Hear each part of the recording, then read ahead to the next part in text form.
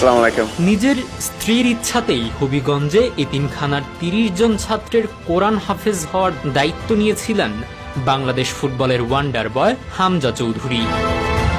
বাংলাদেশের ফুটবলে অনেক তারকাই এসেছেন যারা নিজেদের খেলা দিয়ে মুগ্ধ করেছেন, কিন্তু মাঠের বাইরেও কিছু মানুষ আছেন যারা ফুটবলের বাইরেও মানবিকতার আলো ছড়িয়ে যাচ্ছেন।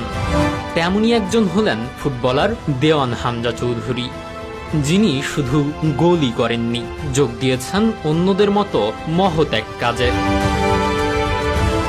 মূলত হামজা চৌধুরীর স্ত্রী অলিভিয়ার ইচ্ছায় ২০২২ সালে নিজ পৈতৃক নিবাস হবিগঞ্জে তিনি প্রতিষ্ঠা করেছেন দেওয়ান ঈশা হুসাইন চৌধুরী হাফিজিয়া মাদ্রাসা ও এতিমখানা।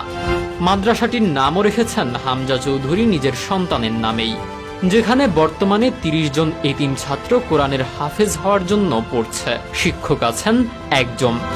হামজা চৌধুরী তার নিজস্ব আয় থেকেই এই প্রতিষ্ঠানটির সম্পূর্ণ খরচ বহন করেন, যা তার মহত্বের এক অনন্য প্রমাণ। মাদ্রাসায় শুধু ভবনই গড়ে তুলেননি, পাশাপাশি মাদ্রাসা প্রাঙ্গণে গড়ে তুলেছেন বিশাল এক মাঠ। মাঠের লড়াই শেষেও যিনি মানবতার জন্য লড়াই করেন, সেই দেওয়ান হামজা চৌধুরীর এই উদ্যোগ সত্যিই প্রশংসার যোগ্য।